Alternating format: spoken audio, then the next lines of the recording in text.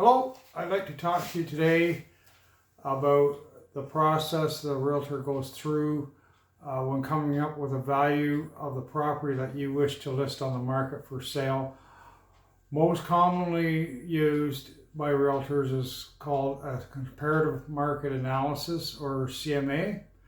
And what the CMA does is it looks for listings that have sold recently in the area that match the details of the subject property, the property that you want to sell, the features of that property, such as if it was a house, if it's a 3-bedroom, 2-bath house, that's where the CMA would pull those kind of listings in that have sold.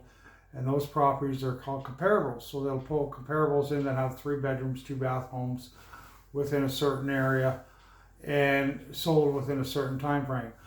If you can't come up with enough comparables in that search area, they'll widen the search area out. But they'll try to keep it as small as possible because property values tend to be geographical. So they'll try to keep it as small as possible. But if they can't find enough comparables in that area, they'll widen it out. Same goes with the sold dates. They'll try to keep it as tight as to the CMA date as possible because the market fluctuates.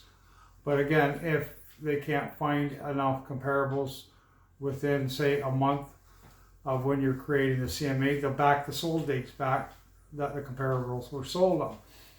But then you have to manually adjust things for, like I say, the market will up and down. So if the comparables were sold 3 months ago and the market was really high, but now the market's down, they'll have to price the comparable or the subject property a little lower price because, of course, the market's dropped.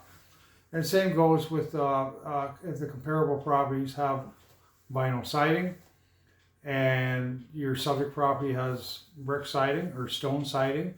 Of course, brick and stone is more valuable, so it'll add value to the subject property, so the prices will be adjusted. But that's basically how they will come up with a price.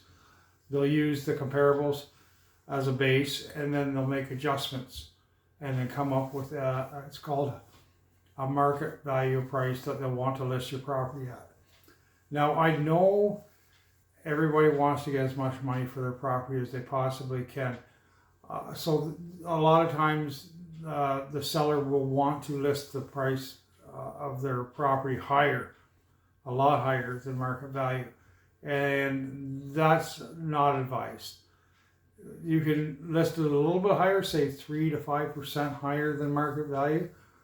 But any more than that, you're taking a risk that the property is going to sit and go stagnant, because you've got to realize that buyers have just as much information as I do, and that I will share with you about what properties in the area are selling for that have the same features as the property that you're trying to sell. So if they know it's overpriced, like way overpriced, they won't even come look at the property. They'll just pass it by.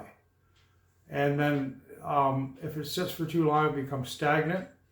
And then people will start to think that there's something wrong with the property, even though there's nothing wrong with it. It's just they think that because it's been on the market for so long, they're missing something. And that is true even if at that point you've reduced the price to a market value price. It doesn't matter. They'll still think there's something wrong with it. So that's basically how a realtor will come up with a price. They'll get the base price from the CMA or from the comparables, and then they'll make adjustments to the differences in the comparables and the subject property and come up with a list price. Okay? If you'd like to talk about listing your property, if you'd like me to create a CMA for your property, feel free to reach out to me. I'll be happy to help you out. Same if you're looking to buy a property. I'd love to be able to help you find the property that you like. Let's take you from where you are now to where you'd like to be. Hope to hear from you. Have yourself a great day. Bye-bye.